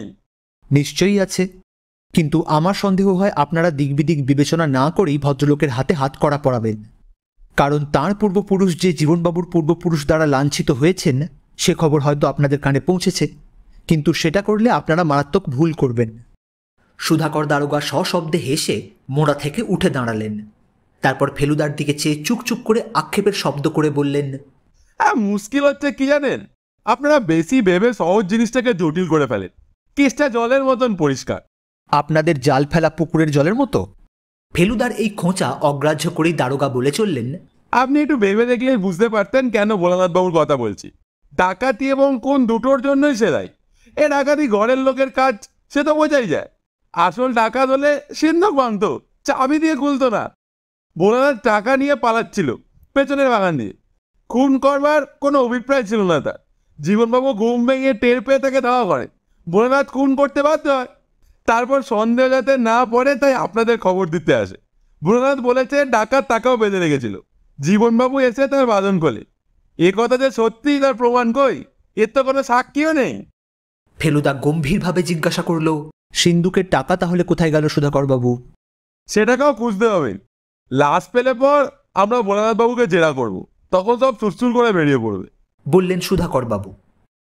আমার কিন্তু সুধাকরবাবুর কথাগুলো বেশ মনে ধরল, কিন্তু ফেলুদা কেন আমল দিচ্ছে না সেটাই বুঝতে পারছিলাম না। দারোগা যখন সিঁড়ি দিয়ে নামছে তখন ফেলুদা হঠাৎ বলে উঠল, সুধাকরবাবু, আজ সন্ধ্যায় জীবনবাবুর আত্মা নামানো হবে মৃগাঙ্কবাবুর বাড়িতে, এলে ঠকবেন না। ফেলুদা কেন যে এমন বলল বুঝতে পারলাম না। তুলসীবাবুর দেখলাম একমাত্র চিন্তা কালকের সংবর্ধনা হবে কিনা তাই নিয়ে। রহস্যের কিনারা না হলে, খুনির হাতে হাত করা না পড়লে নিশ্চয়ই হবে না, কারণ গ্রামের লোক সংবর্ধনা সভায় যোগ দেবার উৎসাহই পাবে না। লালমোহনবাবু অবশ্যই মেনেই নিয়েছেন যে মালা আর মানপত্র ফসকে গেল, আর স্পিচটাও মাঠে মারা গেল। হয়তো নিজেকে সান্ত্বনা দেবার জন্যই তিনি বললেন, আমরা মশাই রহস্য বেঁচে খাই। বাস্তবিক একটা খাঁটি রহস্যের সামনে পড়লে সেইটাই আমাদের সবচেয়ে বড় পুরস্কার। মুখে এটা বলা সত্ত্বেও লক্ষ্য করছি উনি বারবারই নিজের অজান্তেই বিড়বিড় করে স্পিচের লাইনগুলো বলে নিচ্ছেন, আর বলেই নিজেকে সামলে নিচ্ছেন। মৃগাঙ্ক ভট্টাচার্য কোন বাড়িতে থাকে বলতে পারেন? প্রশ্নটা এলো তুলসীবাবুর বাড়ির দরজার বাইরে থেকে। এই শুরু হলো, বললেন তুলসীবাবু। সোম আর শুক্রে এই উপদ্রব লেগেই আছে, আর রাস্তায় প্রথম বাড়ি বলে আমাকেই ঝক্কি পোয়াতে হয়। ভদ্রলোক জানলা দিয়ে নিচের দিকে চেয়ে বলে দিলেন যে আরও 3টে বাড়ি পরে ডান দিকে। ফেলুদা বলল, আমরা আসছি বলে খবরটা পাঠিয়ে দিতে পারলে ভালো হতো। আর বলবেন কিউয়ে দাঁড়াতে পারবো না, আমাদের আত্মাকে প্রায়োরিটি দিতে হবে। তুলসীবাবু বোধহয় এই প্রথম বুঝলেন যে ফেলুদা ব্যাপারটা সম্বন্ধে সত্যিই সিরিয়াস। তার মুখের ভাব দেখে ফেলুদা বলল, আমার একার কাজ ফুরিয়েছে তুলসীবাবু, এখন ভট্টাচার্য মশাইয়ের সাহায্য ছাড়া আর এগোতে পারবো না। ফেলুদা অনেক সময়ই বলে যে মনের দরজা খোলা রাখা উচিত, বিশেষ করে আজকের দিনে, কারণ রোজই প্রমাণ হচ্ছে যে এমন অনেক ঘটনা পৃথিবীতে ঘটে যার কারণ বৈজ্ঞানিকেরা জানে না, অথচ জানে না বলে সেটাকে উড়িয়েও দিতে পারে না। এই যেমন সেদিন কাগজে বেরোলো যে ইউরি গেলর বলে একজন ইহুদি যুবক কেবলমাত্র চোখের চাহনির জোরে 5 হাত দূর থেকে একজন বৈজ্ঞানিকের হাতে ধরা কাঁটা চামচটা পেঁকিয়ে ফেলেছে। এই ঘটনা চোখের সামনে দেখেছে আরও একজন ডাক সাইডে বৈজ্ঞানিক, আর দেখে তারা না পারে কারণ বলতে, না পারে উড়িয়ে দিতে। মৃগাঙ্কবাবুর ক্ষমতাটাও কি এই ধরনেরই? তুলসীবাবু বললেন, 5:30 বাজে, চলুন আমি আপনি একসঙ্গে গিয়ে ওকে রিকোয়েস্টটা করি, তাহলেই জোরটা বেশি হবে। ফেলুদা উঠে পড়ে বলল, তোরা বরং একটু বেরিয়ে আয় না। আমার নিজেরও এক ঘরে বেশিক্ষণ বসে থাকতে ভালো লাগছিল না।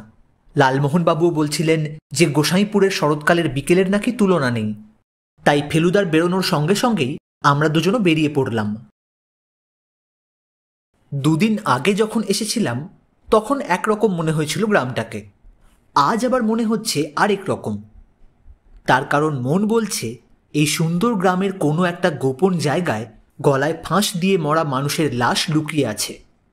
হঠাৎ যদি দেখি, না না, ওসব ভাববো না, তাহলে বেড়ানোটাই মাটি হয়ে যাবে। কিন্তু বাঁশ বনের মধ্যে দিয়ে এগোতে এগোতে আলো কমে আসার সঙ্গে সঙ্গে সাহসটা আবারও যেন কমে যাচ্ছিল। সেটাকে বাড়িয়ে দিল মূকাভিনেতা বেনি মাধব। আরে আমি যে আপনাদের বাড়িই যাচ্ছিলাম, বললুম না শুক্রবার বিকেলে গিয়ে অভিনয় দেখিয়ে আসবো। কি করি বলো ভাই, বললেন লালমোহন বাবু। এমন একটা বিপর্যয় ঘটে যাবে সে কি জানতাম। এরপরে আর অ্যাক্টিং দেখার মুড থাকে? তুমি বলো। হ্যাঁ, তা যা বলেছেন স্যার। তা আপনারা এখানে কদিন আছেন তো? হ্যাঁ, তা দিন তিনেক তো আছি। এদিকে চললেন কোথায়? কোন দিকে যাওয়া যায় তুমি বলো না। বাদুড়ে কালী দেখেছেন স্যার? সপ্তদশ শতাব্দীর টেম্পল। এখনও কিছু হাতের কাজ রয়ে গেছে মন্দিরের দেয়ালে। চলুন না, দেখিয়ে দিচ্ছি। আমি যে সকালে দেখেছি মন্দিরটা, সেটা আর বললাম না। সত্যি বলতে কি, তখন যা মনের অবস্থা ছিল তাতে হাতের কাজ টাজ কিছুই চোখে পড়েনি। মিনিট তিনেক যেতেই মন্দিরটায় পৌঁছে গেলাম। এখানে সকালবেলাই আসা উচিত। সন্ধেবেলা গাটা কেমন ছমছম করে। পাশেই আবার একটা বট গাছ, তার একটা ঝুড়ি মন্দিরের চূড়োটাকে আঁকড়ে ধরে যেন খুলি ফাটিয়ে দিয়েছে। এখানটায় বলি হতো স্যার। বট গাছের গুড়ির পাশে একটা জায়গা দেখিয়ে দিয়ে বলল বেণীমাধব। লালমোহনবাবু কাঁপা গলায় জিজ্ঞেস করলেন, বলি? নরবলি স্যার, গোসাইপুরের ডাকাত, ওয়ার্ল্ড ফেমাস নেদু ডাকাত, তার গল্প পড়েননি? ওই নিয়েই তো আপনার একটা রহস্য রোমাঞ্চের বই হয়ে যাবে। ভেতরটা দেখবেন স্যার? ভেতর? ধরা গলায় বললেন লালমোহনবাবু। ভেতরটা এর মধ্যেই অন্ধকার হয়ে গেছে। টর্চ তো আনিনি ভাই, শুনেছি বাদুর টাদুর। বাদুরের তো এখানে ইভিনিং এক্সকারশন স্যার, এই তো সবে চড়তে বেরিয়েছে। বাদুর দেখতে চাইলে? না ভাই, চাই না, বরং না দেখাটাই বাঞ্ছনীয়। চলে আসুন স্যার, মাচিস জ্বেলেছি। একটা বিড়ি ধরলুম স্যার, কিছু মাইন্ড করবেন না তো? মনু ভাই, মাইন্ড কি? তুই 5টা বিড়ি একসঙ্গে ধরাও না। বেণীমাধব বিড়ি ধরিয়ে জ্বলন্ত দেশলাইটা মন্দিরের দরজার একটা জায়গায় ধরল, আর অমনি এক লাফে আমার হৃৎপিণ্ডটা গলার কাছে চলে এলো। লালমোহনবাবু 4 বার বলে থেমে গেলেন। জীবনবাবুর মৃতদেহ। মন্দিরের ভেতরে থামের আড়ালে নীল পাঞ্জাবি আর সাদা পায়জামার খানিকটা উঁকি মারছে। সকালে হাতে ঘড়ি ছিল, এখন নেই। বেণীমাধববাবু বুঝলেন যে কেউ কাপড় ফেলে রেখে গেছে। তিনি দিব্যি এগিয়ে যাচ্ছিলেন ভিতরের দিকে, বোধহয় কাপড়গুলো উদ্ধার করে তার মালিককে ফেরত দিতে। লালমোহনবাবু তার শার্টের কোনা খামচে ধরে বললেন, পুলিশের ব্যাপার। মূকাভিনেতা বেণীমাধব লাশ শুনেই মুখ মেরে গিয়েছিলেন। এইবার দেখলাম তার অভিনয়। অবাক থেকে শুরু করে এক ধাপে আতঙ্কে পৌঁছে তিনি দেখিয়ে দিলেন কথা না বলে কি করে পিটটান দেওয়ার অভিনয় করতে হয়। আমরাও আর অপেক্ষা করলাম না। এই বিভীষিকাময় পরিবেশ থেকে ঘুরে জোরে হেঁটে বাড়ি মুখে রওনা দিলাম। এসে দেখলাম ফেলুদাও ফিরে এসেছে। বলল, অমন ফ্যাকাশে মেরে গেছিস কেন রে? চটপট রেডি হয়ে নে, 15 মিনিটের মধ্যে আত্মা নামবে। লালমোহনবাবু ফেলুদাকে দেখেই সম্পূর্ণ স্বাভাবিক। বললেন, একটা ইম্পর্টেন্ট ডিসকভারি করে এলুম। অবশ্যই একা নয়, দুজনে। জীবনবাবুর লাশ পড়ে রয়েছে বাদুড়ে কালীর মন্দিরে। পুলিশকে জানাবেন না খুঁজতে দেবেন?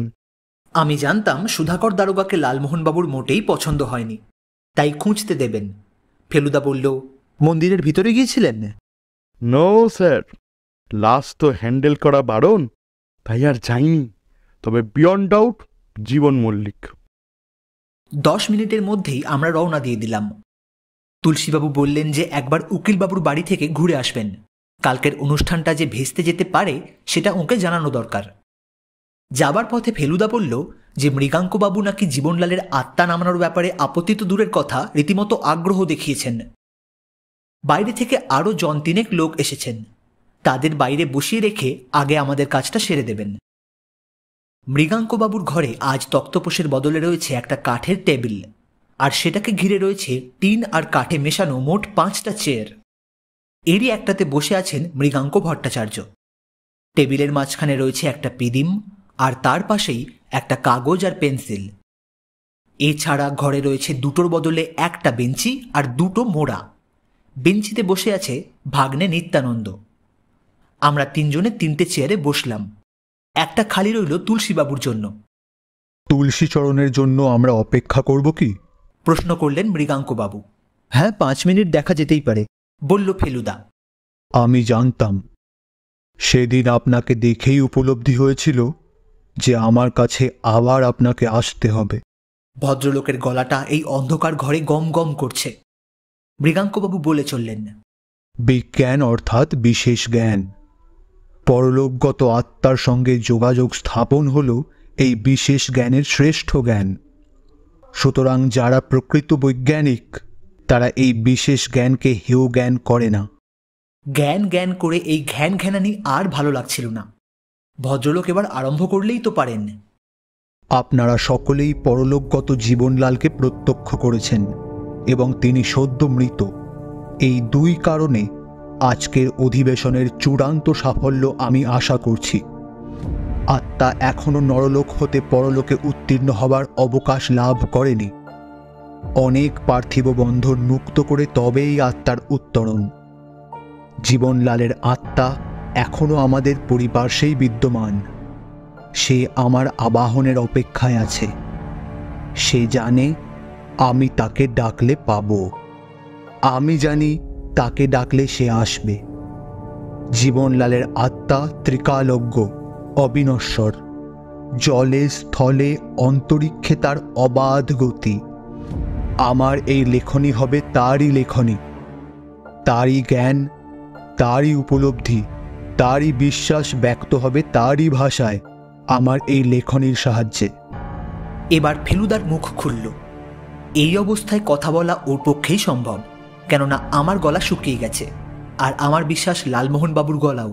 আপনি কি লিখছেন সেটা জানার জন্য সকলেরই কৌতূহল হবে, অথচ আমি ছাড়া টেবিলের উল্টো দিকে যারা বসেছে তাদের পক্ষে লেখা পড়া সম্ভব নয়।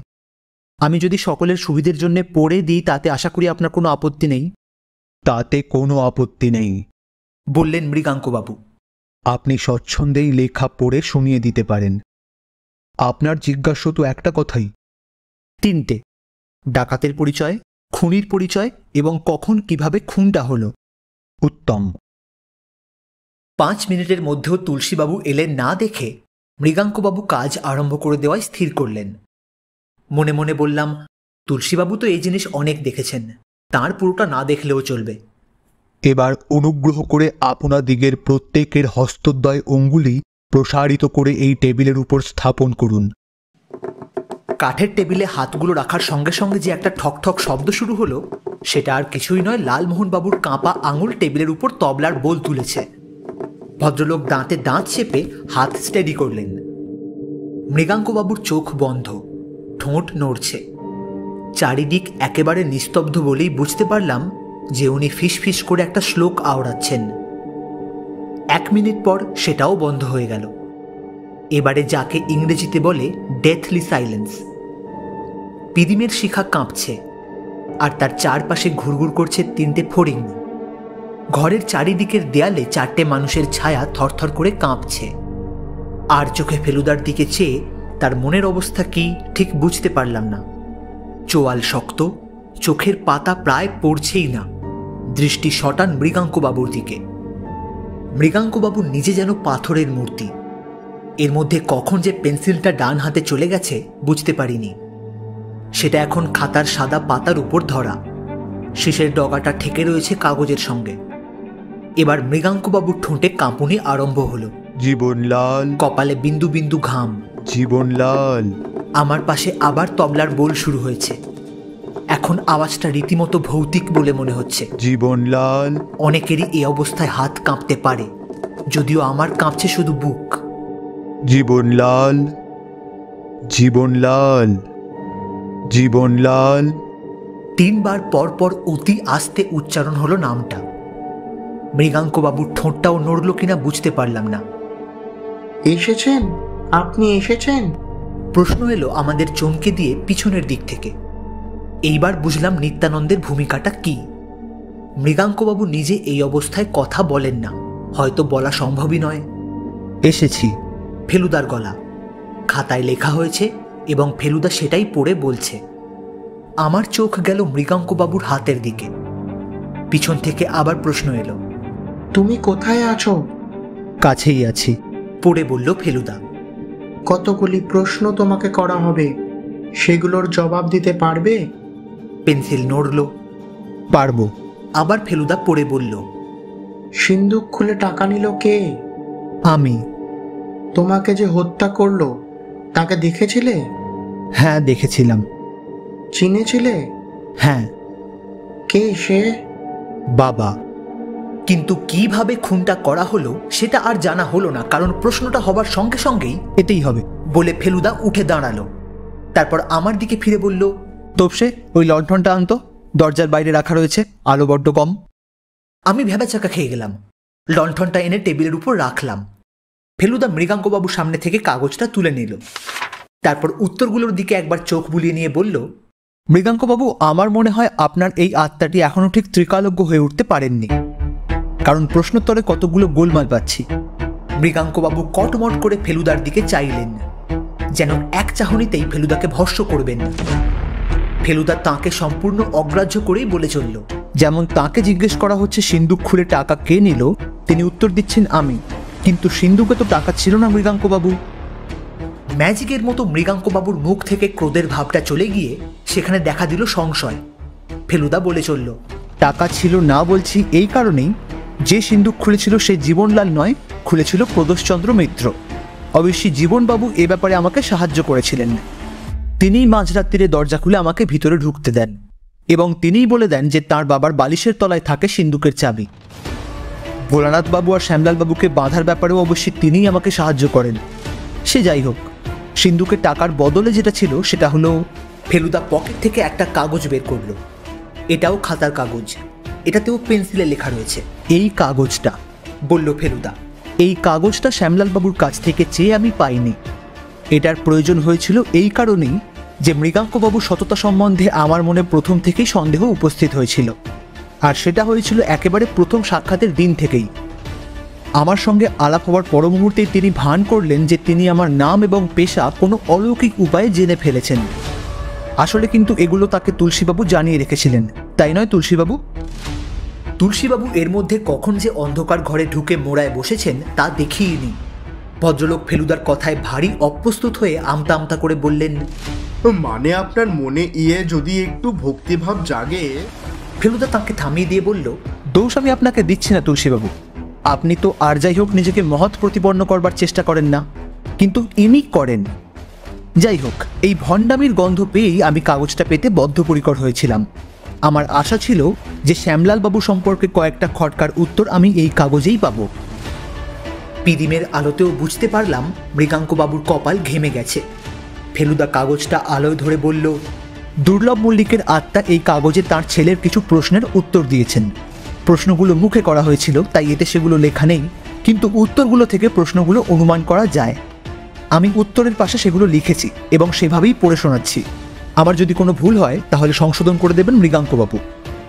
মৃগাঙ্কবাবুর দ্রুত নিঃশ্বাসে প্রদীপের শিখা কেঁপে কেঁপে উঠছে। ফেলুদা পড়া আরম্ভ করল। 1 নম্বর প্রশ্ন, আমার শত্রু কে? উত্তর, ঘরেই আছে। সে কি আমার মৃত্যু কামনা করে? না। তবে কি চায়? টাকা। টাকা রক্ষার উপায় কি? সিন্দুকে রেখো না। কোথায় রাখবো? মাটির নিচে। কোনখানে? বাগানে। বাগানের কোথায়? উত্তরে। উত্তরে কোথায়? আম গাছের নিচে। কোন আম গাছ? দেওয়ালের ফাটলের ধারে। ফেলুদা এবার হাতের কাগজটা টেবিলের উপর রেখে বলল, শ্যামলালবাবুর পায়ের তলার মাটি এবং গায়ে মশার কামড় দেখেই আমার মনে হয়েছিল তিনি কোনো কারণে বাগানে গিয়ে কিছুটা সময় কাটিয়েছেন।